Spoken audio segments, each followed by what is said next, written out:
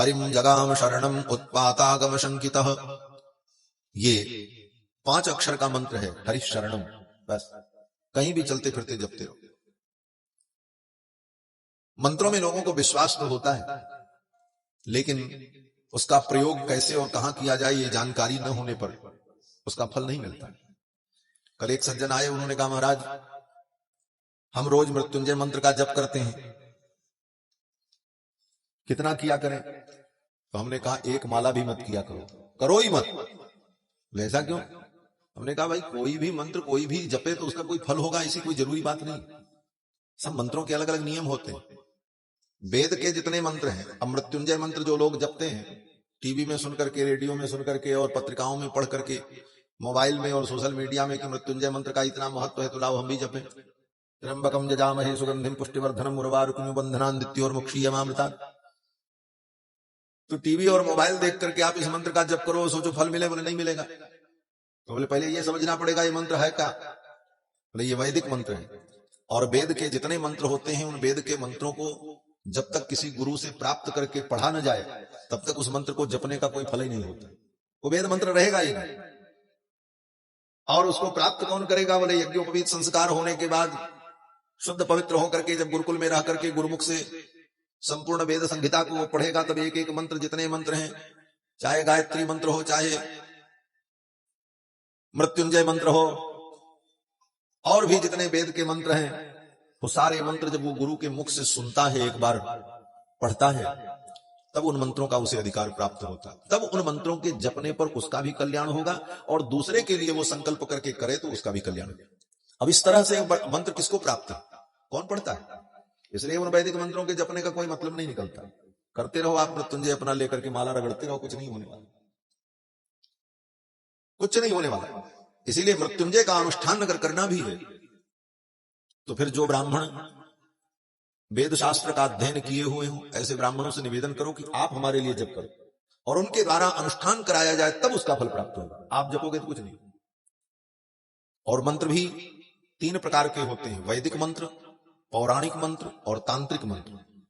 वैदिक मंत्र जो होते हैं, उन वैदिक मंत्रों के लिए नियम है कि वह किसी गुरु से पढ़ करके प्राप्त किया जाए, और उसके जो नियम हैं उन नियमों के तहत उन्हें प्राप्त किया जाए, तभी उन मंत्रों का कोई कार्य संभव होगा, उन मंत्रों से कोई फल की प्राप्ति होगी।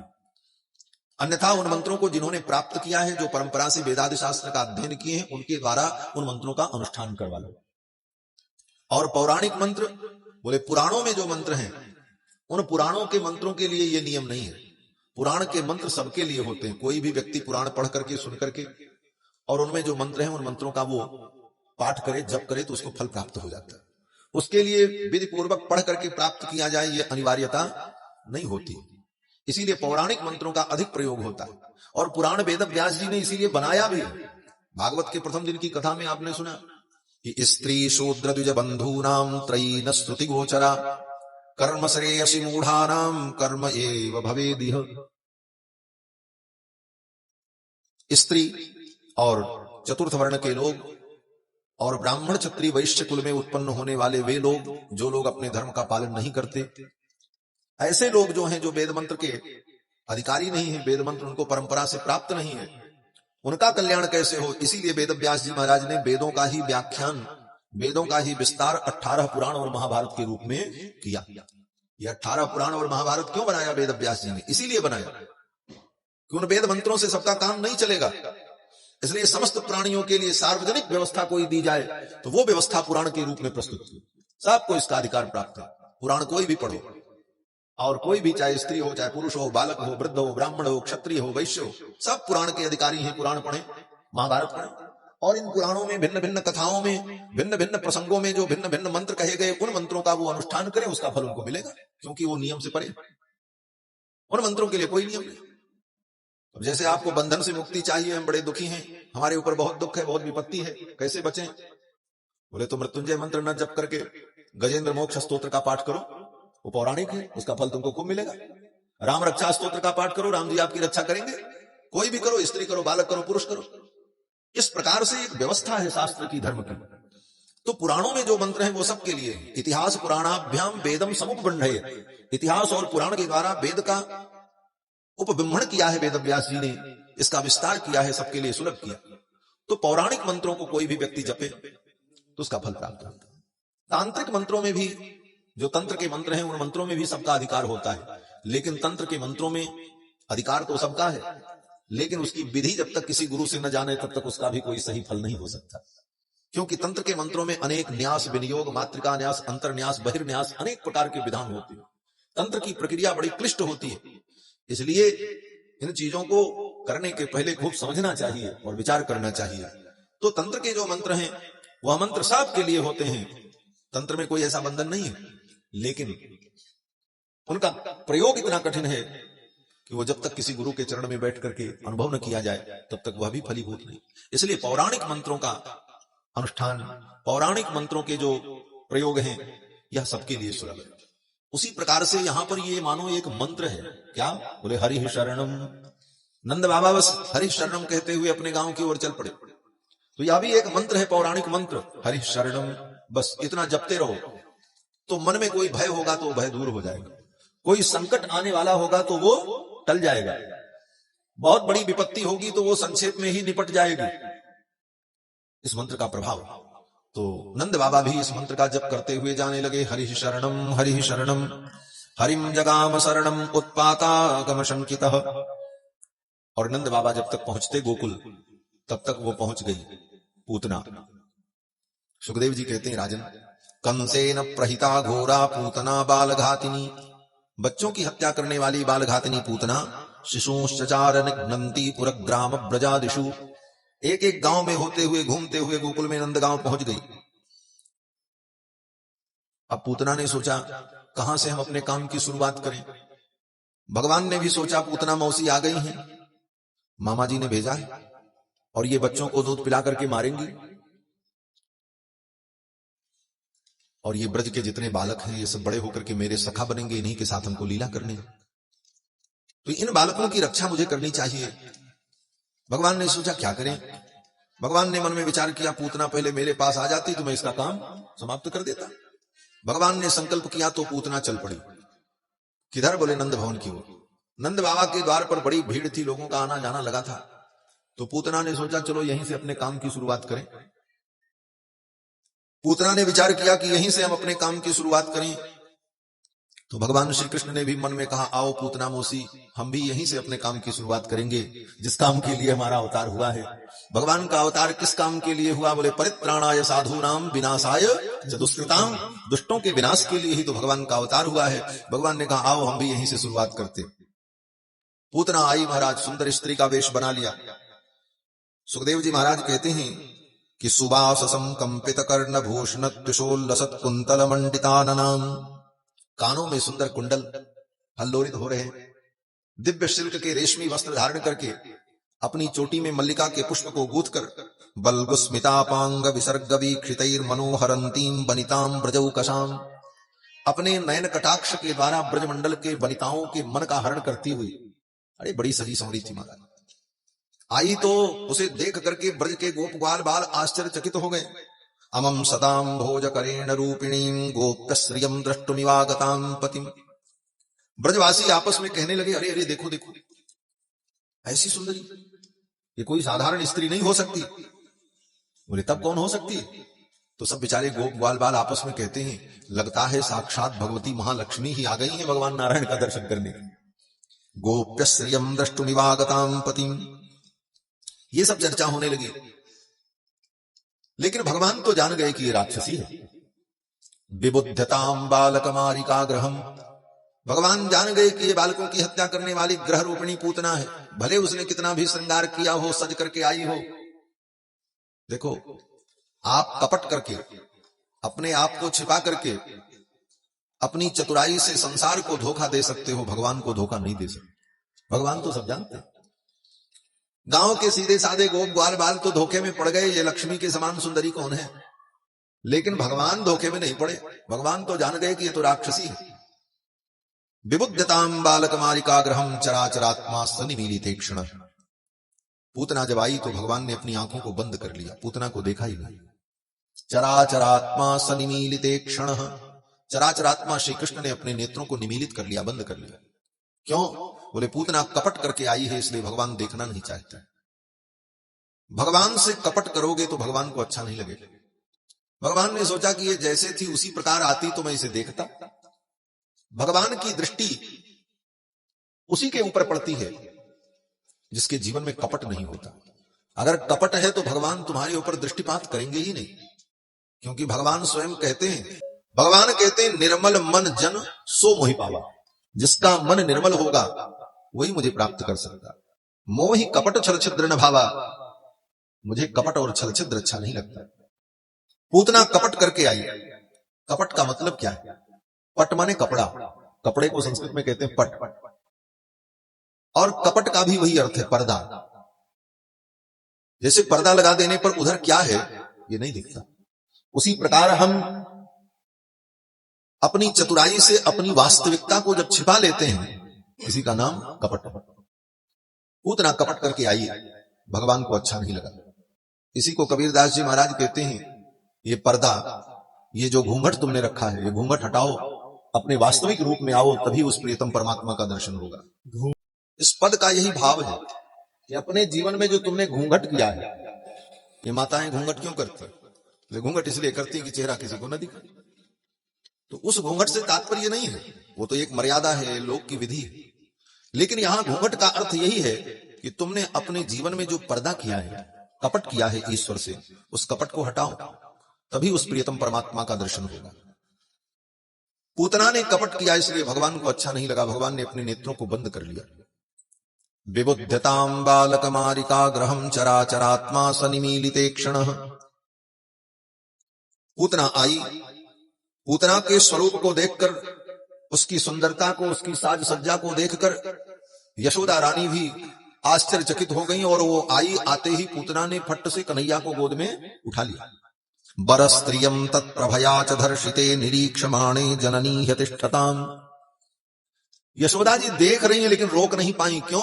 बोले वो इतनी सजी सौरी ऐसी थी महाराज की यशोदा जी संकोच में पड़ गई। कैसे टोकें, कैसे मना करें, पता नहीं किस घर की है, राजरानी है कि महारानी है, यही सब सोचती रह गई। तब तक उसने टप से कन्हैया को उठा लिया गोद में, और उठा करके तुरंत अपने विषसिक्त पयोधर को लाल जी के मुख में, कन्हैया के मुख में दे दिया। तस्मिन् स्तनम दुर्जर वीर्यमुल्बड़म घोरांकमादाय शिशोर्ददावत। अपने विषसिक्त पयोधर को लाल जी के मुख में जब दिया तो भगवान बालकृष्ण लाल ने क्या किया? बोले अपने नन्हे नन्हे हाथों से पूतना के पयोधर को पकड़ लिया। गाढ़म कराभ्याम भगवान प्रपीड्य तत्। गाढ़म कराभ्याम, अपने कर कमल से भगवान श्याम सुंदर ने कस करके पकड़ लिया पूतना को।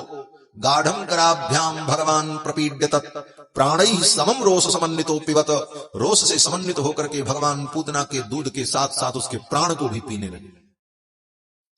कस करके भगवान ने पूतना को क्यों पकड़ लिया? सुखदेव जी कहते हैं गाढ़म कराभ्याम भगवान प्रपीड्य तत्। भगवान खूब कस करके उसको पकड़ ले रहे हैं। क्यों? बोले भगवान जान रहे हैं दूध पीते पीते जब इसके प्राण को मैं खींचूंगा तब ये भागेगी, और कहीं भाग गई तो इसका उद्धार कैसे होगा। इसलिए भगवान ने पहले ही कस करके उसको पकड़ लिया कि भाग न पावे। गाढ़म कराभ्याम भगवान प्रपीड्य तत् प्राणैः समम रोष समन्वितो पिबत। भगवान जब उसके प्राण को भी खींचने लगे, पहले तो कुछ देर तक वो सहन करती रही, थोड़ी थोड़ी पीड़ा जब बढ़ने लगी तो पहले तो उसने सोचा चलो सहन कर ले, लेकिन जब असह्य पीड़ा होने लगी तब वो भगवान कृष्ण को अपने पयोधर से अलग करने लगी, छुड़ाने लगी। छोड़ दे, अरे पूत ना, अरे बेटा बस अब मत, अब छोड़ दे। लेकिन भगवान तो छोड़ने वाले नहीं। पूतना चिल्लाने लगी, सा मुंच मुंचालमिति प्रभाषिणी। पूतना कहती मुंच मुंच, छोड़ छोड़। सा मुंच मुंचालमिति प्रभाषिणी निष्पीड्यमानाखिल जीव मर्मिणी। पूतना के मर्म फटने लगे, लेकिन भगवान छोड़ते नहीं। पूतना कहती मुंच मुंच, छोड़ छोड़। मुंच का मतलब होता है मुक्त करो, मुंच मुंच। भगवान कहते हैं हाँ पूतना मौसी, अब मैं तुमको मुक्त ही करने जा रहा हूं, सदा के लिए मुक्त कर दूंगा, चिंता मत करो। सा मुंच मुंचालमिति प्रभाषिणी। पूतना चिल्ला रही है छोड़ दे। भगवान श्याम सुंदर कहते हैं अरे पूतना मौसी, हम किसी को पकड़ते नहीं, और पकड़ लें तो बिना बैकुंठ पहुंचाए बीच में छोड़ते नहीं। भगवान का तो सवाल है। भगवान किसी की बाह कहते नहीं, और अगर भगवान के पास कोई जीव कैसे भी पहुंच गया, पापी हो, दुरात्मा हो, धर्मात्मा हो, कैसा भी हो, तो ठाकुर जी के पास एक ही स्थान है। बोले क्या? बोले बैकुंठ। बोले बैकुंठ ही भेजो, और कहां भेजे? भगवान के पास जाए और भगवान उस दुष्ट को, पापी को अगर नरक में भेज दें तो भगवान की महत्ता खत्म हो जाएगी। फिर भगवान किस बात के भाई? भगवान का तो मतलब है जहां पहुंचने के बाद जीव के पाप ताप सब समाप्त हो जाए। इसलिए भगवान के चरणों में कोई जीव कैसा भी हो, चाहे पापी हो, चाहे पुण्यात्मा हो, चाहे धर्मात्मा हो, दुष्टात्मा हो, अगर भगवान के चरणों तक पहुंचा, भगवान के सीमा में आ गया, तो फिर उसको तो वैकुंठ ही जाना है और कहीं जाना नहीं। भगवान रीझते हैं तब भी वैकुंठ देते हैं, और भगवान खींचते हैं तब भी वैकुंठ देते हैं। भगवान किसी असुर को मारते हैं, उसको भी वैकुंठ ही मिलता है। निर्वाण दायक क्रोध जाकर, गोस्वामी तुलसीदास जी कहते हैं भगवान का क्रोध भी निर्वाण देता है, मुक्ति दे देता है। भगवान ने गारी पूतना मौसी, अब मैं तुम्हें मुक्त ही करने जा रहा हूं। तब तक पूतना भगवान बाल कृष्ण लाल को लेकर के आकाश में उड़ गई, विशाल रूप धारण कर लिया, मथुरा की ओर भागने लगी। पूतना ने सोचा ये बालक तो मुझे मार डालेगा, अब छोड़ेगा नहीं, तो मैं इसको लेकर के मथुरा चलूं। अगर मैं मर भी गई और इसे लेकर के मथुरा पहुंच गई किसी प्रकार, तो फिर कंस के सिपाही सैनिक इसको मार देंगे।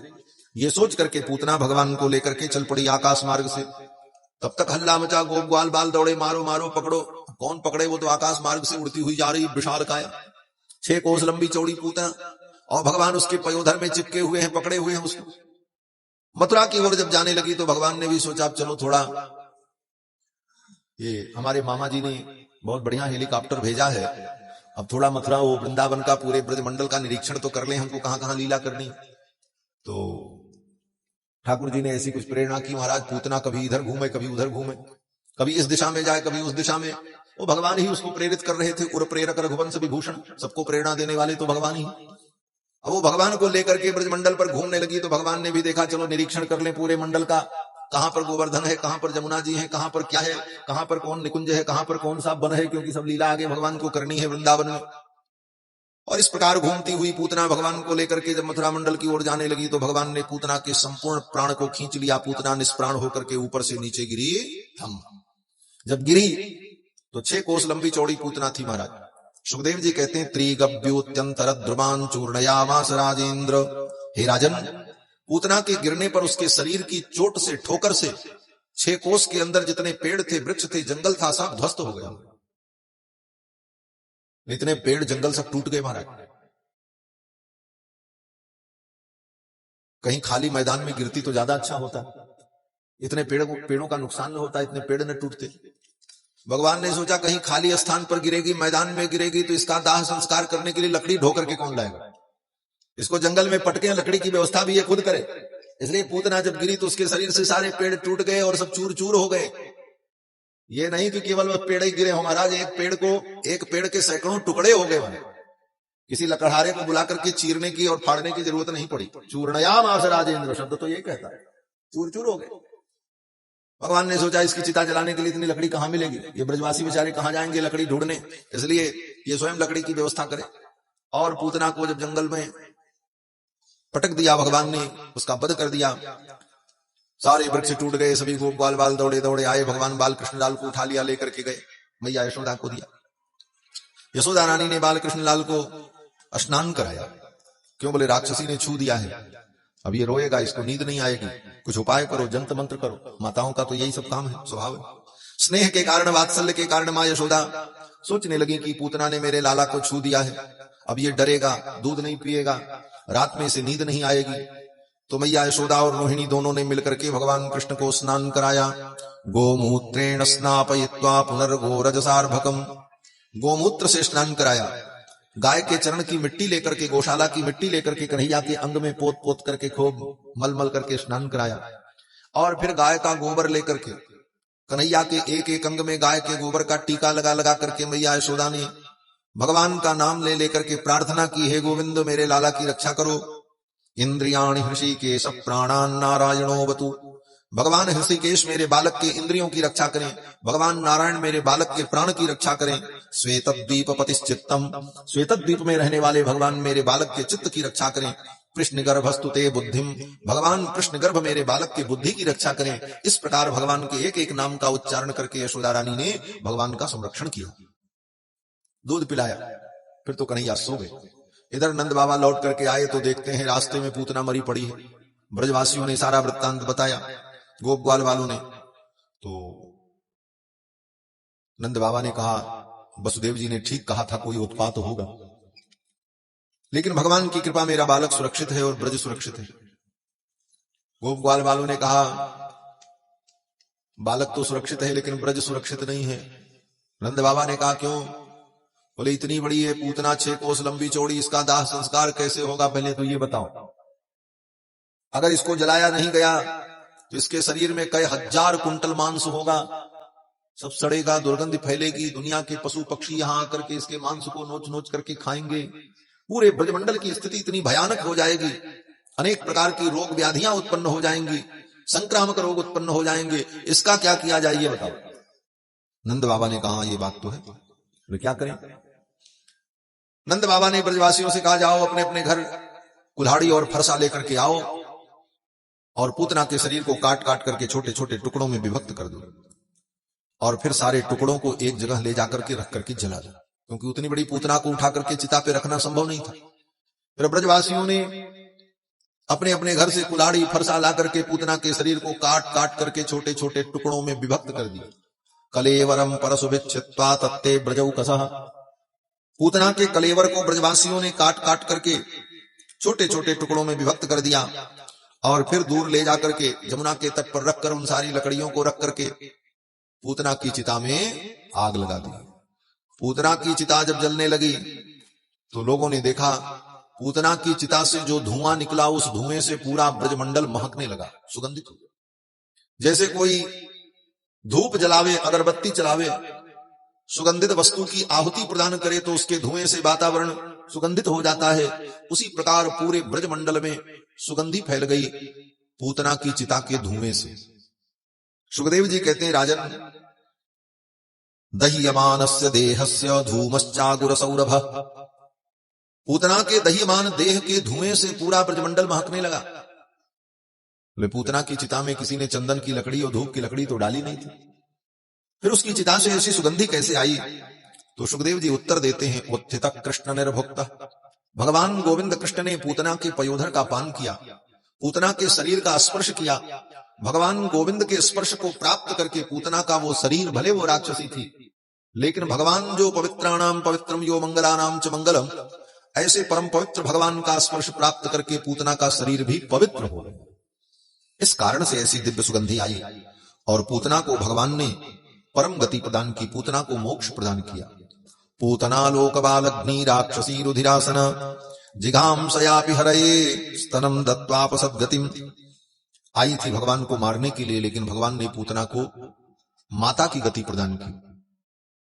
आने वाले समय में मां देवकी को जो गति मिलेगी, आने वाले समय में मां यशोदा को भगवान जो गति प्रदान करेंगे, त्रेता युग में मां कौशल्या, केकई और सुमित्रा को जो गति प्राप्त हुई, भगवान की मां बनने का उनको जो सौभाग्य मिला और उन्हें जो फल मिला, जो गति मिली, वो गति भगवान ने पूतना को दी।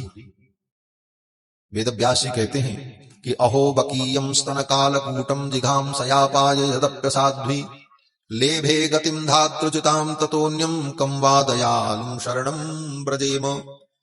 कितने आश्चर्य की बात है। अहो बकीयम, ये बकासुर की बहन बकी पूतना, स्तन कालकूटम, अपने स्तन में कालकूट विष लगा करके आई भगवान को मारने के लिए, और भगवान ने इसको माता की गति दी। ऐसा दयालु कौन होगा? कम वा दयालुम शरणम ब्रजेम, ऐसे दयालु भगवान को छोड़ करके हम किसकी शरण में जाएं? अर्थात भगवान की ही शरण में जाकर के जीव को परम गति की प्राप्ति हो सकती है। ऐसे भगवान की ही शरणागति जीव को करनी चाहिए। कृष्णम वंदे जगत गुरु, भगवान श्री कृष्ण की शरणागति हम करें। भगवान अत्यंत दयालु है। पूतना उद्धार की यह कथा सुखदेव जी ने राजा परीक्षित को सुनाई। इसके बाद आगे कथा आती है सप्तम स्कंद सप्तम अध्याय में कि भगवान बालकृष्ण लाल लगभग 3 महीने के हो गए। तीसरे महीने उनका जन्म नक्षत्र था रोहिणी नक्षत्र। रोहिणी नक्षत्र में भगवान प्रकट हुए। रोहिणी नक्षत्र में भगवान प्रकट क्यों हुए? बोले रोहिणी भगवान की मां है, बलराम जी की मां रोहिणी है। तो भगवान ने सोचा कि मैं देवकी के गर्भ से प्रकट हुआ और यशोदा नंदन दुनिया में मैं कहलाऊंगा, तो कहीं मेरी मां रोहिणी के मन में यह न हो कि मेरा तो कृष्ण से कोई संबंध ही नहीं हुआ। तो भगवान ने कहा चलो भले देवकी के गर्भ से प्रकट हो, लेकिन नक्षत्र तो रोहिणी ही रहेगा। इसीलिए रोहिणी नक्षत्र में भगवान प्रकट हुए। तीसरे महीने जब रोहिणी नक्षत्र आया, जन्मर्क्ष योगे समवेत योषिताम, मैया यशोदा ने गांव की सब गोपियों को बुलाया, सबरी आ जाओ, आज मैं अपने कन्हैया का अभिषेक करूंगी और उत्सव मनाऊंगी। भगवान का उत्सव मनाने के लिए कोई तिथि और मुहूर्त की जरूरत नहीं होती। आपके मन में जब उत्साह हो जाए तभी उत्सव हो जाता है, उत्साह से उत्सव होता है। कभी कोई उत्सव मनाओ जब आपका मन करे, जिस दिन आपके अंदर उत्साह हो जाए आज हम भगवान का जन्म मनावें, बोले सबको बुलाओ, अपने हित मित्रों को, खूब मिठाई बनवाओ, गाने बजाने वालों को बुलाओ, मंडप सजाओ और कन्हैया का जन्मोत्सव मना लो, जिस दिन चाहो उसी दिन। हाँ, उत्साह होना चाहिए बस, क्योंकि यहां तो नित्य उत्सव है। भगवान का कोई भी उत्सव कभी भी मनाया जाए, उत्साह होने पर ही उत्सव होता है। और नंद बाबा तो इतने उत्साहित हैं कि नंद बाबा के यहां तो रोज ही उत्सव होता है। कितने उत्सव, बोले कोई ठिकाना नहीं। कन्हैया ने अपने से अपनी करवट बदल ली। बच्चा जब छोटा रहता है तो जैसे सुला दो वैसे ही पड़ा रहता है, फिर धीरे धीरे जब बड़ा होता है तो अपने से इधर उधर कुछ करने लगता है। फिर पहली शुरुआत क्या होती है, बोले पीठ के बल लिटाओ तो अपने आप वो टेढ़ा उढ़ा होकर के पेट के बल हो जाता, उलट जाता है। ये धीरे धीरे बच्चे की गतिविधि बढ़ती। पहली बार कन्हैया श्याम सुंदर जब पेट के बल लेट गए, मैया ने लिटाया था पीठ के बल, कन्हैया पलट करके पेट के बल हो गए, करवट बदल ली। नंद बाबा ने सुना, नंद बाबा बड़े प्रसन्न हुए। नंद बाबा ने आकर के कहा, अरे अब मेरा लाला बड़ा हो रहा है, आज पहली बार मेरे लाला ने करवट बदली है, उत्सव मनाओ। बस इसी बात पर उत्सव हो गया। सब लोग आए और मिठाइयां बनी, खूब भंडारा हुआ, भोज हुआ, गान बजान हुआ, सब ग्वाल बाल नाचे गाए, उत्सव मनाए। एक दिन नंद बाबा कन्हैया को अपनी गोद में लेकर के लाड कर रहे थे, दुलार कर रहे थे श्याम सुंदर नंद बाबा की गोद में, और बैठे बैठे गोद में ही कन्हैया ने सूसू कर दिया। जब सूसू कर दिया सारे कपड़े भीग गए। नंद बाबा बड़े प्रसन्न हुए, वाह आज कन्हैया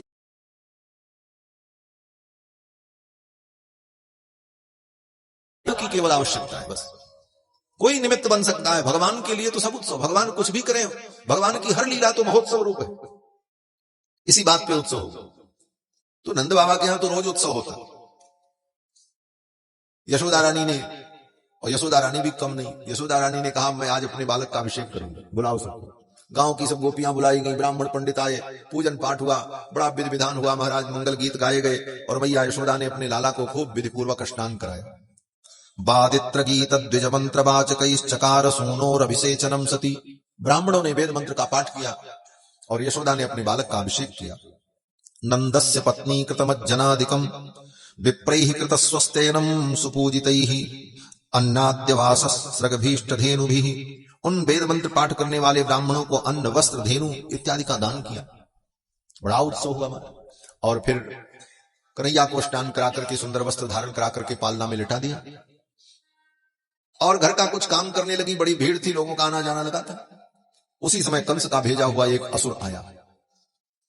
मैया ने लाला को पालना में लिटा करके उस पालना को आंगन में एक किनारे कर दिया, और वहीं पर एक पुरानी बैलगाड़ी थी, उसी बैलगाड़ी की छाया में पालना को रख दिया कि सीधे कन्हैया को धूप न लगे, और बाहर से धूप की थोड़ी गर्मी भी मिलती रहे, क्योंकि ठंडियों का दिन आ गया। भादों में ठाकुर प्रकट हुए और 3 महीना जोड़ लो, भादों के बाद कुआर, कार्तिक, अगहन, ठंडी का दिन आ गया। मैया ने पालना को बैलगाड़ी के पास रख दिया। तब तक वो असुर आया और उसने सोचा कि इस बैलगाड़ी को ढकेल दें, बैलगाड़ी पालना पर गिरेगी और पालना में लेटा हुआ बालक मर जाएगा। उस असुर ने बैलगाड़ी को ढकेलना शुरू किया। वो मायावी था, उस बैलगाड़ी में प्रवेश कर गया। भगवान श्याम सुंदर जान गए और भगवान श्याम सुंदर ने अपने नन्हे नन्हे चरणों को निकाला और उधर से आती हुई बैलगाड़ी को ठोकर मारी, चरण प्रहार किया। बैलगाड़ी आकाश में उछल गई, दूर जाकर के गिरी। बैलगाड़ी के तो परकच्चे उड़ गए और उसके अंदर जो असुर था, शकटासुर, उसकी मृत्यु हो गई। उसके अंग प्रत्यंग टूट करके बिखर गए। जब धड़ाम की ध्वनि हुई, सब लोग दौड़े, अरे क्या हुआ क्या हुआ। किसी ने देखा ही नहीं कि ये हुआ क्या, कैसे हुआ। लोगों ने देखा बैलगाड़ी उतनी दूर पड़ी है, टूटी फूटी, उसके अंग प्रत्यंग बिखर गए और एक असुर मरा पड़ा है। यशोदा रानी, नंद बाबा और सभी गोपाल वाले एक दूसरे से पूछने लगे, किसी ने देखा ये कैसे हुआ, क्या हुआ। सब कहते हमको कुछ पता नहीं, हमको कुछ पता नहीं। छोटे छोटे बालक वहां जो खेल रहे थे कन्हैया के पालना के आसपास, उन बालकों से जाकर के बड़ों ने पूछा, तुमने कुछ देखा। तो उन छोटे छोटे बालकों ने जो देखा वो बता दिया। बच्चों ने तो देखा ही था कि कन्हैया ने अपने पैर के प्रहार से, चरण प्रहार से बैलगाड़ी को उछाल दिया था। तो उन बच्चों ने कहा कि रुदतानेन पादेन क्षिप्तमेतन्न संशयः, इस बालक ने रोते हुए अपने चरण प्रहार से इस बैलगाड़ी को उठाल करके फेंक दिया। लेकिन बच्चों की इस बात पर बड़ों को विश्वास नहीं हुआ। बोले इतना छोटा बालक इतनी बड़ी बैलगाड़ी को कैसे फेंक सकता है, ये तो बच्चे हैं, इनकी बातों पर क्या भरोसा करना। नते सप्तधिरे गोपा बाल भाषित मृत्युत, उन बच्चों की सत्य बात पर बड़ों को भरोसा नहीं हुआ। बोले बच्चे हैं, इनकी बात का क्या भरोसा कर, जबकि बच्चों ने अपनी आंखों से देखा ही था। शक्टासुर का भगवान ने उद्धार किया। यशोदा रानी ने नंद बाबा से कहा, बाबा मुझे बहुत डर लगता है, कोई उपाय करो। उस दिन पूतना आई, मेरे बालक को लेकर के चली गई। आज ये कहां से बैलगाड़ी ही अपने आप उछल करके उतनी दूर चली गई, बैलगाड़ी टूट गई और ये असुर मरा पड़ा हुआ है। भगवान नारायण ने मेरे बालक की रक्षा की, ये सब उत्पात क्यों हो रहा है, आप कोई उपाय करो, मुझे तो बहुत डर लग रहा है। यशोदा रानी के कहने पर नंद बाबा ने ब्राह्मणों को बुला करके शांति होम करवाया, शांति पाठ करवाया, अनेक प्रकार के मंत्रों का जप कराया, जिससे कोई उपद्रव न हो। और ये सब ठीक ठाक हुआ। तब तक कुछ ही दिन बीता था। एक दिन मैया यशोदा कन्हैया को गोद में लेकर के दूध पिला रही थी। एकदारोहमारूढ़म लालयंती सुतम सती, गोद में कन्हैया को लेकर के यशोदा रानी दूध पिला रही थी। तब तक कंस का भेजा हुआ एक असुर आ गया, इसका नाम तृणावर्त था।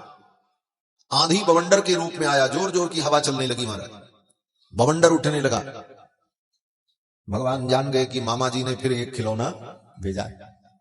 कन्हैया कहते हैं मामा जी हमसे कितना प्रेम करते हैं, मेरा हाल चाल लेने के लिए कभी कभी किसी किसी को भेजते रहते हैं। अब जब वो दैत्य आया तो भगवान ने सोचा अब क्या करें, मैया तो मुझे गोद में लेकर के बैठी, मैया की गोद से उठ करके जाऊं इस असुर को मारूं तो मैया जान जाएगी कि मेरा बेटा कोई दिव्यात्मा है, ये साधारण बालक नहीं है। और मैया को अगर ये बोध हो गया कि मैं कोई दिव्यात्मा हूं, दिव्य पुरुष हूं, तो फिर मां यशोदा मुझे अपना बेटा नहीं मानेगी, मुझे तो भगवान मान करके सिंहासन में बैठा करके मेरी आरती उतारेगी, ओम जय जगदीश। अरे ये तो जगदीश, फिर मां का वात्सल्य मुझे प्राप्त नहीं होगा, लीला में आनंद नहीं होगा, इसलिए मां को पता न चले। भगवान की लीला की अभी एक विशेषता है कि भगवान अपने ऐश्वर्य को छिपाते हैं और माधुर्य को प्रकट करते हैं। ऐश्वर्य अगर प्रकट हो जाएगा तो माधुर्य तिरोहित हो जाएगा, मां के हृदय में जो वात्सल्य भाव है वो भाव तिरोहित हो जाएगा। इसलिए भगवान अपने ऐश्वर्य को मां के सामने प्रकट नहीं होने देना चाहिए। भगवान ने सोचा मैया कुछ अपना काम करती तो मैं भी अपना काम कर लेता, लेकिन मैया तो कन्हैया को गोद में लेकर के बैठी थी। तब भगवान ने क्या किया, सुखदेव जी कहते हैं भगवान ने अपनी गरिमा शक्ति को बढ़ा दिया। भगवान का वजन बढ़ गया, इतना बढ़ गया कि मां यशोदा भगवान को गोद में लेकर के बैठ नहीं पा रही। गरिमाणम शिशोर गोढ़ुम न सेहे गिरिकूटवत, जैसे किसी की गोद में उठा करके कोई बहुत बड़ा पत्थर का टुकड़ा रख दिया जाए और उस वजन को वो संभाल न सके, उसी प्रकार मैया यशोदा को लगने लगा। गरिमाणम शिशोर गोढ़ुम न सेहे गिरिकूटवत, और तुरंत मैया ने कन्हैया को उठा करके अपनी गोद से उतार करके जमीन में बैठा दिया। भूमौ निधायतम गोपी विस्मिता भार पीड़िता, भगवान के भार से पीड़ित होकर यशोदा रानी ने भगवान को जब नीचे बैठाया तब तक वो दैत्य आंधी बवंडर के रूप में आ गया, जोर जोर की हवाएं चलने लगी। मैया यशोदा ने सोचा घर के अंदर सारी धूल आ जाएगी, कचरा आ जाएगा, आंधी चल रही है, तूफान आया है। वो तो घर की खिड़कियां बंद करने लगी, दरवाजे बंद करने लगी। तब तक वो दैत्य बवंडर के रूप में आया और भगवान श्याम सुंदर को लेकर के आकाश में उड़ गया। चक्रवात स्वरूपेण जहारासीन मरभकम, चक्रवात के रूप में आकर के भगवान बालकृष्ण लाल को लेकर के आकाश में चला गया। ऊपर जब पहुंचा तो भगवान ने सोचा अब तो यहां कोई देखने वाला है नहीं, अब इसका अंत कर देना चाहिए। भगवान ने उस दैत्य के गले को पकड़ लिया और गले को पकड़ करके जोर से दबाया। तृणावर्त की मृत्यु हो गई और उस दैत्य को उठा करके भगवान ने एक शिला पर फेंक दिया और स्वयं आकर के जमीन पर भगवान लेट गए। आंधी तूफान समाप्त हुआ। मैया ने देखा एक दैत्य मरा पड़ा। अब तो मैया फिर व्याकुल, नंद बाबा को बुलाया, बाबा देखो ये फिर एक दैत्य आकर के यहां हमारे आंगन में मर गया। मैया यशोदा कहती इन राक्षसों को मरने के लिए दुनिया में जगह नहीं मिलती, मेरे ही घर में आके मरते, कहीं और जाकर के क्यों नहीं मरते। कारण बोले मुक्ति देने वाला तो यशोदा के घर में बैठा है, इसलिए मुक्ति प्राप्त करने के लिए सब यहां आ जाते हैं। इस प्रकार भगवान ने तृणावर्त का उद्धार किया। आगे कथा आती है कि एक दिन मैया यशोदा भगवान को दूध पिला रही थी और दूध पीते पीते भगवान का पेट भर गया। मां की गोद में बैठे हैं और मैया सोच रही है कि मैं कन्हैया को बैठा दूं, ये कुछ खेले वोले तो मैं घर का कोई काम करूं, क्योंकि मैया को बड़े काम भी थे घर में। घर की रस्ती बड़ी लंबी थी महाराज, 9 लाख गायें थी, सब दूध दही का कारोबार व्यापार था। नौकर चाकर थे, फिर भी उन नौकर चाकरों की भी देखरेख करनी पड़ती है, कौन काम कर रहा है कौन नहीं कर रहा, क्या हो रहा क्या नहीं हो रहा। तो यशोदा रानी सोचती कन्हैया खेले तो मैं अपना कुछ काम कर लूं, लेकिन भगवान का मन था कि मैया मुझे गोद में लेकर के मेरा दुलार करे, मुझे छोड़ के न जाए। लेकिन मैया यशोदा ने भगवान को अपने पयोधर से अलग कर दिया। भगवान श्याम सुंदर को अच्छा नहीं लगा। भगवान श्याम सुंदर ने सोचा तो आज मैं मैया को बता ही दूं कि मैं कौन हूं। ये मेरी महिमा को नहीं जानती, इनका दूध पीने के लिए, इनको सुख देने के लिए मैं अपना बैकुंठ छोड़ करके चला आया, क्षीर सागर छोड़ करके मैं आ गया। क्षीर सागर में कोई दूध की कमी थी? दूध का ही समुद्र था क्षीर सागर। लेकिन इनके सुख के लिए मैं आया और इनको मेरी चिंता नहीं। तो आज मैं बता दूं कि मैं कौन हूं। भगवान श्याम सुंदर ने मुख खोल करके जम्हाई ली। जब जम्हाई लिया तो मैया यशोदा ने देखा भगवान श्याम सुंदर के मुख में अनंत अनंत ब्रह्मांड दिखाई पड़ने लगे। महाराज खम रोदसी ज्योतिरनीकमासाः सूर्येन्दुवह्निश्वसनां बुधिश्च द्वीपान्नगास्तद्हृतिर्वनानि भूतानि यानि स्थिर जंगमानि। स्थिर जंगम चर अचर संपूर्ण सृष्टि भगवान श्याम सुंदर के मुख में दिखाई पड़ने लगी।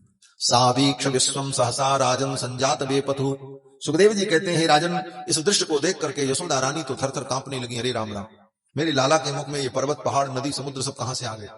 ऐसा कैसे हो सकता? सम्मील्य मृगशावाक्षी नेत्रे आसीत सुविस्मिता। अत्यंत विस्मित हुई यशोदा रानी, नेत्रों को बंद कर लिया, घबरा गई। तो भगवान श्याम सुंदर ने कहा मेरी मैया बड़ी भोली भाली है और ये वेद वेदांत की अद्भुत लीला में अपने विराट रूप का दर्शन कराऊंगा। कहीं मेरी मैया पागल हो गई, कहीं इसकी बुद्धि है फिर गई, तब तो सारी लीला बिगड़ जाएगी, क्योंकि मेरी मैया तो बड़ी भोली भाली है। तुरंत भगवान श्याम सुंदर ने अपनी माया को अंतर्हित कर दिया एक ही क्षण में। फिर यशोदा रानी ने धीरे धीरे आंख खोली और लाला के मुख में देखा तो कहीं कुछ नहीं, केवल दो दतुलियां दिखाई पड़ रही थी, आगे के दो दांत जो अभी निकल रहे थे थोड़े से। मैया ने मोहड़े में हाथ डाल करके फैला करके मुख को देखा, अगल बगल इधर उधर कहीं कुछ नहीं। बोले कुछ देर पहले इसी मुख में पर्वत समुद्र सब दिख रहे थे। फिर मैया ने सोचा ऐसा कैसे हो सकता है, इतने छोटे मुख में पर्वत पहाड़ नदी समुद्र, संभव नहीं। फिर मैया ने कहा अरे हमने तो अपनी आंखों से देखा। अंत में मैया यशोदा ने अपने मन को समझा लिया और यशोदा रानी ने अपने मन को यही समझाया कि अरे यशोदा तू बूढ़ी हो गई है, तेरा दिमाग खराब हो गया, तू बैठे बैठे सपना देखती है, तूने स्वप्न देखा होगा कन्हैया के मुख में पर्वत पहाड़ कैसे आएंगे, ये तो संभव ही नहीं। मैया ने यही माना कि मैंने स्वप्न देखा है, मेरे सामने कोई दृश्य आ गया होगा, मैंने स्वप्न देखा होगा, ऐसा कुछ नहीं। इस प्रकार भगवान ने अपनी मैया को अपने मुख के अंदर विराट का दर्शन कराया। इसके बाद कथा आती है कि भगवान 1 वर्ष के हो गए, अभी इनका नामकरण नहीं हुआ, अभी कोई नाम नहीं हुआ, अभी तो ऐसे ही बुलाए जा रहे हैं। मैया कहती लाला बाबू बेटा, इन्हीं शब्दों से बालक को संबोधित करती हैं, अभी नामकरण नहीं हुआ। श्री रामावतार में तो 12वें दिन ही भगवान का नामकरण हो गया। अतीत्यैकादशाहं तु नाम कर्म तथा करो वशिष्ठ परम प्रीतो नामानि कुरुते तदा। गुरुदेव वशिष्ठ ने 11वें दिन के बाद 12वें दिन ही चारों कुमारों का नामकरण कर दिया था। लेकिन यहां तो कृष्णावतार में कन्हैया 1 वर्ष के हो गए, अभी तक नामकरण नहीं हुआ। क्यों नहीं हुआ? बोले नामकरण तो गुरुजी करेंगे, अब गुरुजी आवे तब नामकरण हो। आज के जैसी व्यवस्था तो थी नहीं कि बाप अपने स्वयं बेटे का नाम रख ले। आजकल तो परिवार के लोग स्वयं नाम रख लेते, गुरु की कोई जरूरत ही नहीं। और नाम भी कहां से रखते हैं? बोले वेद शास्त्र में पुराण में देख करके नहीं, गूगल में देख करके। ये गूगल गुरु के द्वारा नामकरण आजकल होता है। बढ़िया नाम ढूंढो, गूगल में सर्च करो, देखो कोई बढ़िया नाम मिले। लेकिन यहां तो 1 वर्ष हो गया, नामकरण नहीं हुआ क्योंकि अभी गुरुजी नहीं आए। 1 वर्ष जब पूर्ण हो गया तो वसुदेव जी ने अपने पुरोहित महर्षि गर्ग को भेजा कि आप जाओ और जाकर के मेरे दोनों बालकों का नामकरण संस्कार कर दो। गर्ग पुरोहितो राजन यदूनाम सुमहातपाः ब्रजम जगामनंदस्य वसुदेव प्रचोदितः। वसुदेव जी की प्रेरणा से श्री गर्गाचार्य जी महाराज आए नंद ब्रज में। वसुदेव जी ने कहा था कि जाना तो नंद बाबा से कह देना कि कोई बहुत बड़ी तैयारी नहीं करेंगे। ऐसे तो नंद बाबा कोई उत्सव छोटा मोटा नहीं करते, उनके यहां तो सब काम बड़े स्तर पे ही होता है। लेकिन नामकरण संस्कार में किसी को नहीं बुलाएंगे, आप ऐसा आदेश कर देना, कह देना कि किसी को बुलाना नहीं है, कोई भंडारा नहीं होगा, कोई बड़ा महोत्सव नहीं होगा। और चुपचाप एकांत में गौशाला में जहां गायें बांधी जाती हैं वहां पर संक्षेप में पूजन विधान करा करके आप दोनों बालकों का नामकरण कर देना। क्यों? बोले वसुदेव जी ने कहा था कि आप हमारे पुरोहित हैं, आप जाएंगे और वहां उत्सव होगा तो लोगों के मन में संदेह होगा कि गर्गाचार्य जी तो वसुदेव जी के पुरोहित हैं और यहां कौन सी पूजा कराने आए, क्यों आए। और फिर ये बात जब फैलेगी तो कंस पता लगाएगा और कहीं कंस को पता चला तो बड़ा अनिष्ट हो जाएगा। इसलिए गोपनीय ढंग से आप जाओ और चुपचाप नामकरण करके चले आओ। गर्गाचार्य जी आए और गर्गाचार्य जी ने चकार नामकरणम गूढ़ो रहस्य बालयो हो। नामकरणम चकार, पुत्र बोले गूढ़ो रहस्य बालयो, अत्यंत एकांत में, कोई नहीं, नंद बाबा, यशोदा रानी और रोहिणी और गर्गाचार्य जी महाराज और दोनों बालक, बस बाकी कोई बाहर का व्यक्ति, घर के नौकर चाकर को भी कोई जानकारी नहीं दी गई और बड़े ही गोपनीय ढंग से दोनों बालकों का नामकरण संस्कार हुआ। गर्गाचार्य जी महाराज ने रोहिणी नंदन को गोद में लिया और कहा कि अयम ही रोहिणी पुत्रो रमयन सुहृदो गुणैहि, ये रोहिणी का जो पुत्र है ये बड़ा होकर के अपने गुणों के द्वारा सबको आनंद प्रदान करेगा, इसलिए इसका नाम राम होगा। आख्यास्यते राम इति बलाधिक्यात् बलम विदुहु, और ये अत्यंत बलशाली होगा इसलिए इसका नाम बल होगा। तो भगवान के रोहिणी नंदन के दो नाम, राम और बल, ये दो अलग अलग नाम है। लोग मिलाकर के एक साथ बोल देते हैं बलराम बलराम, लेकिन दोनों नाम अलग हैं, राम अलग बल अलग। दोनों मिलाकर के भागवत में कहीं प्रयोग नहीं, ये केवल व्यवहार में हम लोग प्रयोग करते हैं बलराम जी बलराम जी। जहां कहीं भी भागवत में रोहिणी नंदन की चर्चा आती है तो राम अथवा बल अथवा संकर्षण, इन शब्दों के द्वारा। तो गर्गाचार्य जी कहते हैं कि रमयन सुहृदो गुणैहि आख्यास्यते राम इति, इनका नाम राम होगा। बलाधिक्यात् बलम विदुहु, ये अत्यंत बलशाली होंगे इसलिए इनका नाम बल होगा। इनका एक नाम संकर्षण भी होगा। रोहिणी नंदन का नामकरण किया और फिर देवकी नंदन को गोद में लिया, यशोदा नंदन को, नंद नंदन को। और गर्गाचार्य जी कहते हैं, हे नंद बाबा, ये बालक बड़ा विचित्र है। आसन वर्णास्त्रयो ह्यस्य गृह्णतोऽनुयुगं तनूः शुक्लो रक्तस्तथा पीतो इदानीं कृष्णतां गतः। ये आपका बालक जो है बड़ा विलक्षण है, ये हर युग में अवतार लेता है और हर युग में ये प्रकट होता है और हर बार इसके अलग अलग वर्ण होते हैं, रंग होते हैं। कितने रंग हैं इसके, कितना वर्ण है? कहते हैं शुक्लो रक्तस्तथा पीतो, ये कभी शुक्ल वर्ण था, कभी रक्त वर्ण था, कभी पीत वर्ण था। और इस बार बोले इदानीं कृष्णतां गतः, इस बार ये कृष्ण वर्ण है इसलिए इसका नाम कृष्ण होगा। और इसका एक नाम वासुदेव भी होगा। गर्गाचार्य जी बड़े बुद्धि से घुमा फिरा करके इस बात को कहते हैं कि प्रागयम वसुदेवस्य क्वचित जातस्तवात्मजः, ये आपका बेटा जो है ये कभी वसुदेव जी का पुत्र था, इसलिए इस रहस्य को जानने वाले लोग इसको वासुदेव भी कहेंगे। अब कभी क्या अभी है, लेकिन अब सीधे कह दें गर्गाचार्य जी महाराज तो पोल पट्टी खुल जाएगी। इसलिए गर्गाचार्य जी कहते हैं प्रागयम वसुदेवस्य क्वचित जातस्तवात्मजः वासुदेव इति श्रीमान अभिज्ञा संप्रचक्षते। जो अभिज्ञ हैं, जो बुद्धिमान हैं, जो जानकार हैं, वो इसको वासुदेव कहेंगे। अब यहां पर तो वासुदेव का अर्थ यही कहा गर्गाचार्य जी ने कि वसुदेव के पुत्र हैं इसलिए इनका नाम वासुदेव होगा, कभी ये वसुदेव के पुत्र। तो वसुदेव के पुत्र को भी वासुदेव कहते हैं, लेकिन ये वासुदेव नाम भगवान का सनातन नाम है और वासुदेव का मतलब होता है जो कण कण में वास करे उसको कहते हैं वासुदेव। वासनात् वासुदेवस्य वासितम भुवनत्रयम् सर्वभूत निवासोसी वासुदेव नमोस्तुते। सर्वभूत निवासोसी, समस्त भूतों में, भूत माने चर अचर जड़ चेतन, संपूर्ण सृष्टि को ही भूत कहा जाता है। तो कहते हैं सर्वभूत निवासोसी, समस्त भूत में, जड़ चेतन समस्त वस्तुओं में जो परमात्मा निवास करता है, वास करता है, इसलिए उनका नाम वासुदेव है। वासनात् वासुदेवस्य, और यही अर्थ गोस्वामी तुलसीदास जी ने भी किया। स्वयंभू मनु और शत्रुपा ने नैमिषारण्य में जाकर के जब भगवान की आराधना की है तो उन्होंने कौन सा मंत्र जपा?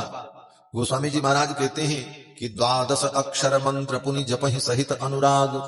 12 अक्षर ओम नमो भगवते वासुदेवाय, इसी मंत्र का जप किया स्वयंभू मनु और शत्रुपा ने सतयुग में। द्वापर में भगवान वसुदेव जी के पुत्र बने, नाम भगवान का सनातन पहले से, और इसी मंत्र का जप किया स्वयंभू मनु और शत्रुपा ने। 12 अक्षर मंत्र पुनि जपहि सहित अनुराग, और वासुदेव पद पंकरु दंपति मन अतिलाग। वासुदेव के चरणों में अपने मन को लगाया, और जब मनु शत्रुपा की तपस्या से प्रसन्न होकर के भगवान प्रकट हुए, तो वहां पर गोस्वामी जी वासुदेव शब्द की व्याख्या करते हैं। भगत बचल प्रभु कृपा निधाना, भगत बचल प्रभु कृपा निधाना, विश्ववास प्रगटे भगवाना, विश्ववास प्रगटे भगवाना, भगत बचल प्रभु कृपा निधाना, भगत बचल प्रभु कृपा निधाना, भगत बचल प्रभु कृपा निधाना। स्वयंभू मनु और शत्रुपा ने ओम नमो भगवते वासुदेवाय इस मंत्र का जब जप किया, तो भगवान जब प्रकट हुए, तो वासुदेव शब्द की व्याख्या गोस्वामी जी कर रहे हैं अपनी चौपाई में। कहते हैं भगत बचल प्रभु कृपा निधाना, भक्त वत्सल भगवान कृपा निधान प्रकट हुए। बोले कौन भगवान? बोले विश्ववास प्रगटे भगवाना, जो विश्व के कण कण में वास करते हैं वो प्रकट हुए। वो कौन है? बोले वो वासुदेव है। वासनात् वासुदेवस्य वासितम भुवनत्रयम्। गर्गाचार्य जी ने कहा इनका एक नाम वासुदेव भी होगा। फिर गर्ग जी कहते हैं कि बहूनि संति नामानि रूपाणि च सुतस्यते। हे राजन, हे नंद बाबा, आपके पुत्र के बहुत नाम हैं, बहुत रूप हैं, मैं कितना बताऊं। इसके अनंत रूप हैं, अनंत नाम है। और ये आपका बालक बड़ा विचित्र है, ये बड़ा होकर के बड़े अद्भुत अद्भुत काम करेगा। इसके कार्य को देख करके दुनिया को आश्चर्य होगा। लेकिन आप परेशान मत होना। हाँ, पहले ही गर्गाचार्य जी ने कह दिया आपका ये बालक बड़ा विचित्र अद्भुत है, इसके द्वारा ऐसे कार्य होंगे जो मनुष्य के द्वारा संभव नहीं है। ये कोई अवतारी पुरुष है। इसलिए हे नंद बाबा, तस्मान नंदात्मजो यमते नारायण समो गुणैहि। हे नंद, ये तुम्हारा आत्मज, तुम्हारा ये पुत्र नारायण समो गुणैहि, ये भगवान नारायण के समान गुण धर्म वाला है। नारायण समो गुणैहि, भगवान नारायण के जो गुण हैं वो गुण इसके अंदर हैं, ये नारायण के समान होगा।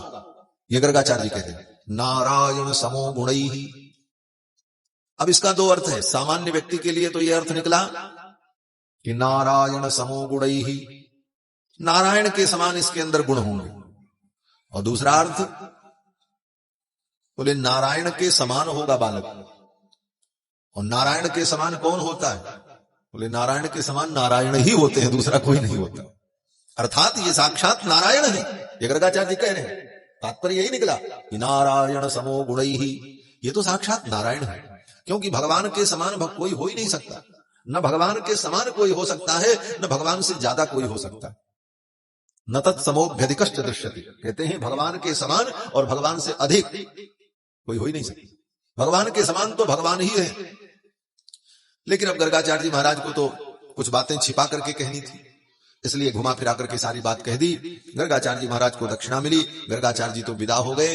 जब गर्गाचार्य जी चले गए तो यशोदा रानी ने पूछा नंद बाबा से, बाबा ये गुरु जी महाराज ने छोरों का क्या नाम रखा? तो नंद बाबा भी तो गोप ही है, गांव के बेचारे सीधे साधे। नंद बाबा ने कहा इस बड़े वाले छोरे का नाम तो गुरुजी ने बलराम रखा। और राम और बल दोनों मिला करके बता दिया, गांव में ऐसे ही बोलते। बोले इसका नाम तो गुरुजी ने बलराम रखा। मैया ने कहा अरे राम राम, इतने बड़े नाम को मैं कैसे बुलाऊंगी? इतना बड़ा नाम लेकर के जल्दी में तुम्हें बुला भी नहीं पाऊंगा। तो नंद बाबा ने कहा तो अब गुरुजी ने जो नाम रख दिया सो तो रख दिया। तो मैया यशोदा ने कहा तो गुरुजी ने जो नाम रखा वो गुरुजी जाने, आप जानो, मैं तो स्वयं इसका नाम रख लूंगी। बोले क्या रखोगी? तो मैया ने कहा इसको तो मैं बलुआ कहूंगी, बलराम जी को बलुआ। अच्छा ये बताओ मेरे इस नटखट का नाम गुरुजी ने क्या रखा? तो नंद बाबा ने कहा इसका नाम गुरुजी ने कृष्ण रखा है, वासुदेव रखा है। मैया ने सिर ठोक लिया, अरे राम राम, इतना बड़ा नाम वासुदेव, 1 बीघे का नाम कौन बुलाएगा? और कृष्ण इतना टेढ़ा नाम, मुंह टेढ़ा हो जाए बोलने में महाराज। कृष्ण कहो तो मुंह टेढ़ा ही हो जाता है, नाम भी टेढ़ा, बोलने वाले का मुंह भी टेढ़ा हो जाए। और तो और इसी भारतवर्ष में बहुत से ऐसे प्रांत हैं जिन प्रांतों में जाओ तो वहां के लोग कृष्ण का उच्चारण, शुद्ध कृष्ण शब्द का उच्चारण नहीं कर सकते।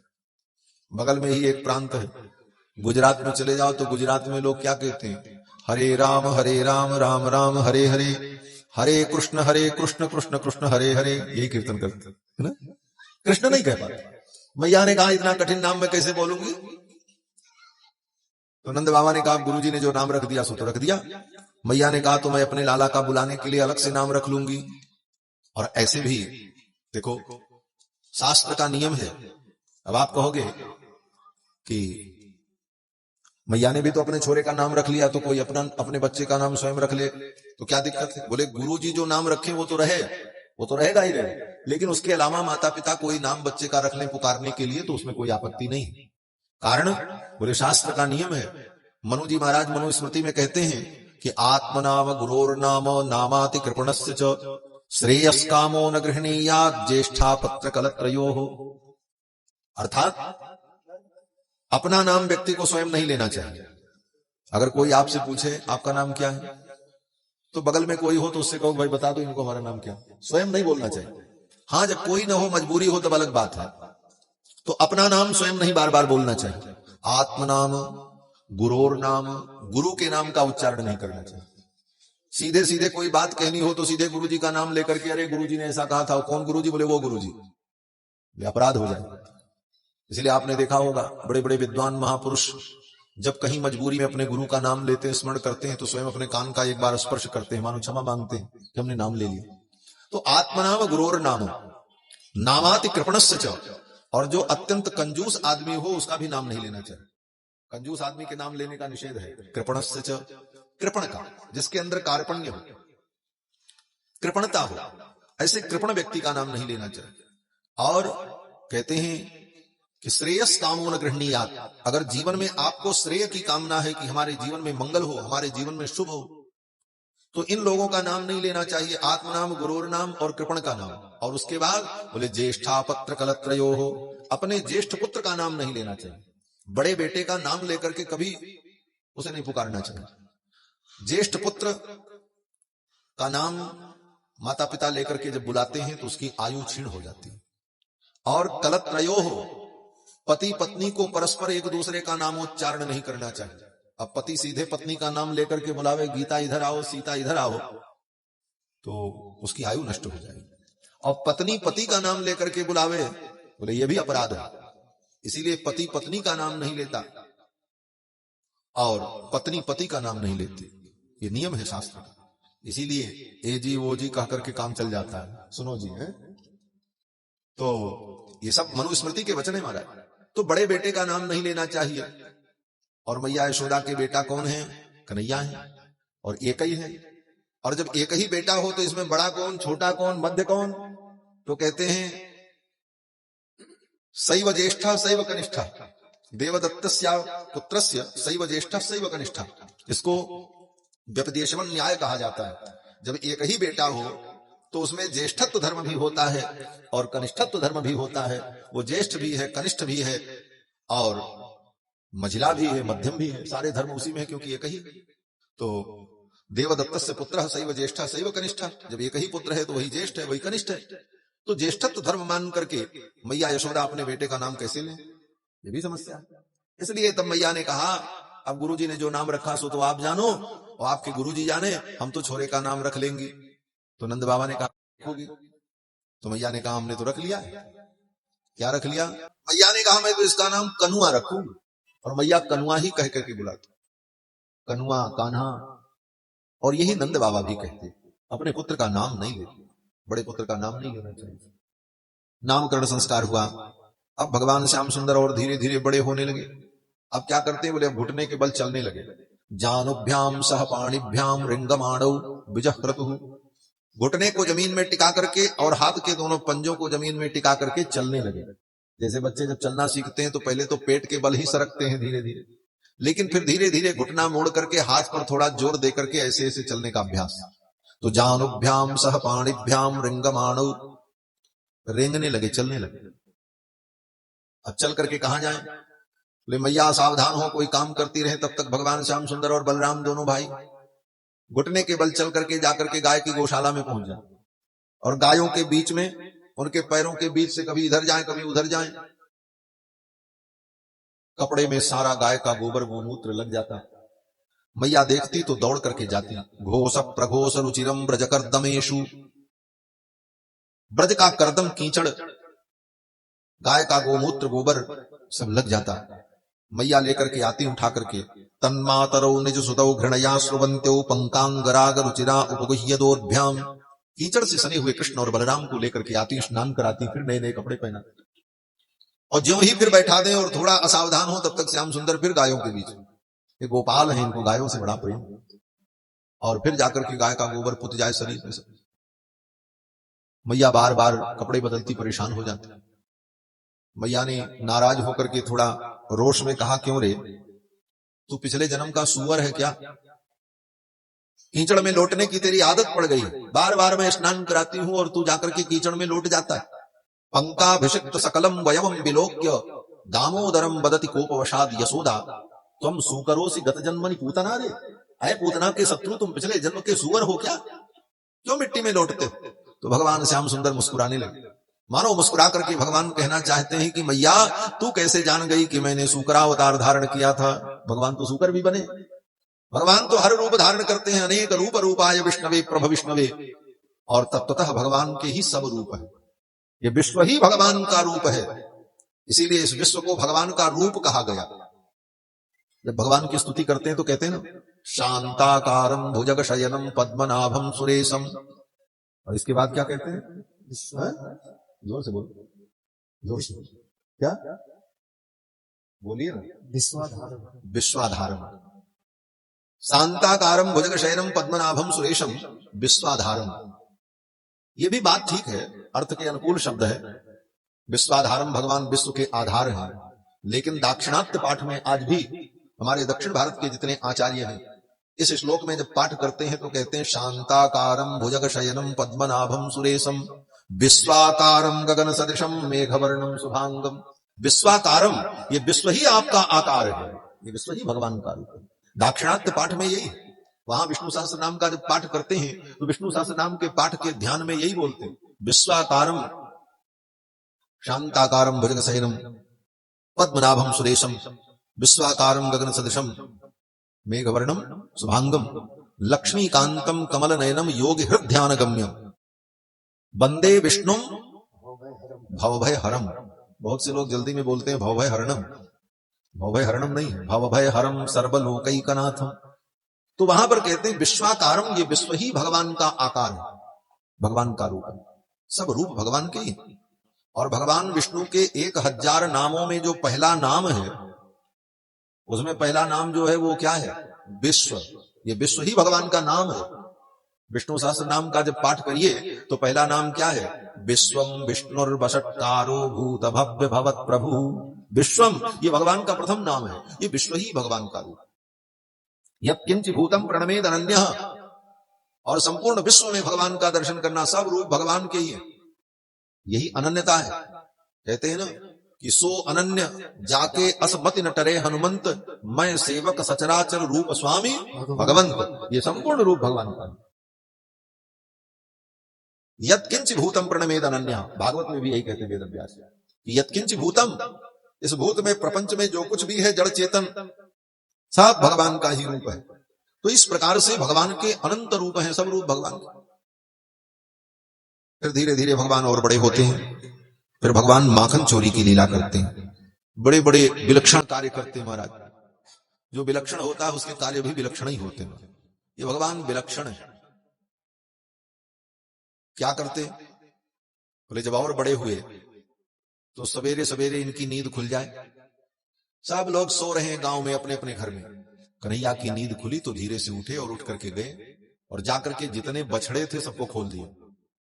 सब बछड़ों ने जाकर के दूध पी लिया, पी करके बछड़े तृप्त हो गए और तृप्त होकर के अपनी माँ के पास बैठे। अब लोग जब उठे गांव के कि चले गाय दुहें दूध ले आवे, तो पता लगा सब बछड़े दूध पी गए। बत्सान मुंचन क्वचित समये क्रोश संजात हासः, तब बछड़ों को खोल करके दूध पिला दिया।